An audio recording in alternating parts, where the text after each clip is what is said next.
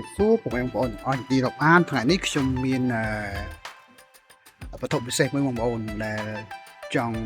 ជាឧបករណ៍ភ្លេងរ៉ាត់ខ្មែរដែលមានកម្រចង់និយាយថាដោយសារកម្រចង់និយាយថាឧបករណ៍នេះគឺខ្លីហើយផលិតចេញមកពីក្លឹមអំពិល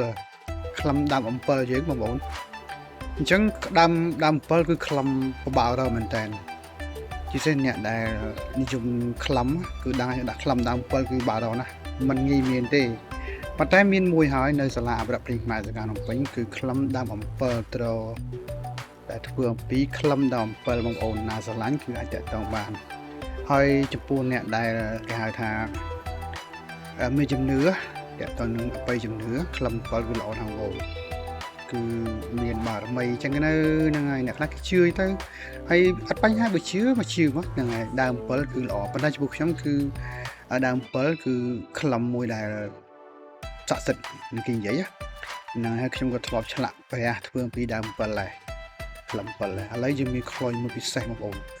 បើស្រឡាញ់តាក់ទងភ្លាមមកគឺក្លឹមដើមអំពិលគឺស្អាតខ្លុយស្អាតបងប្អូនធានាបានសម្លេង